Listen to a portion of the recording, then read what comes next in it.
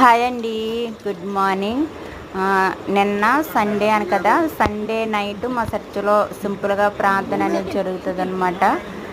అయితే వీళ్ళందరూ మా విశ్వాసులు, వీళ్ళందరి కొరకు చక్కగా భోజనాలు సిద్ధపరిచాం. నేనేం చేయలేదండి, మా వాళ్ళు ఉన్నారు కదా, అక్కడ కనిపిస్తున్నారు కదా, వాటిని చేస్తున్న వాళ్ళే చేసేస్తారు. మేము కొంచెం సపోర్ట్ చేస్తాం అంతే. మా కష్టాల్లో మా వెంట ఉన్నది వీళ్ళేనండి. మేము చాలా శ్రమలు పడ్డామన్నమాట. సేవకు వచ్చిన తర్వాత కొన్ని రోజులు మంచిగానే జరిగిందండి. తర్వాత నుంచి చాలా శ్రమలు. నిజమైన దేవుణ్ణి అన్వేషించి తెలుసుకున్న తర్వాత ఎవరైనా శ్రమ పడక తప్పదండి. మామూలుగా క్రైస్తవ జీవితం సుఖమయము, సంతోషం తప్ప ఏముండదనేసి భావిస్తారో అస్సలు కాదండి.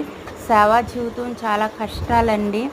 మేము చాలా కష్టపడ్డమాట. ఎన్నో అవమానాలు, అపనిందలు పడుతున్నాం సేవలో. అయినప్పటికీ అది దేవునికే మహిమ అనేసి మేము అవన్నీ సహించి దేవుని సేవ విడిచిపెట్టకూడదు, ఎన్ని అవమానాలు వచ్చినా అనేసి సాగుతున్నా. అయితే ఇక్కడ కూర్చున్న వాళ్ళందరినీ వరుసపెట్టి చూపిస్తున్నాను కదా, మా కష్టాల్లో, మా శ్రమల్లో మేము ఎంత ఇబ్బంది పడుతున్నామో. ఒక్కొక్కసారి ఆరాధన పెట్టుకోవడానికి ప్లేస్ లేక ఎన్నో అవస్థలు పడ్డాం. ఆ అవస్థలన్నిటిలో కూడా మాతో నిలబడ్డది మాత్రం వీళ్ళేనండి. ఇంకా కొంతమంది ఉండేవారు, ఆ శ్రమలను తట్టుకోలేక వెళ్ళిపోయారు అనమాట. అంతే కదండి, శ్రమల్లో మనతో ఉన్న వాళ్ళ మీద మనకి ఆ ప్రేమ, అభిమానం అనేది అసలు పోకూడదు, పోదు కూడా అండి. ఎవరైనా కొంచెం ప్రేమిస్తేనే మేము చాలా ఎక్కువ ప్రేమించేస్తాం. నేను మా వారు కూడా అంతే. కొంచెం ప్రేమకి డబుల్ ప్రేమ చూపిస్తామేమో, వాళ్ళకి ఎగిటైపోయి మళ్ళీ మా మీద తిరగబడతారు.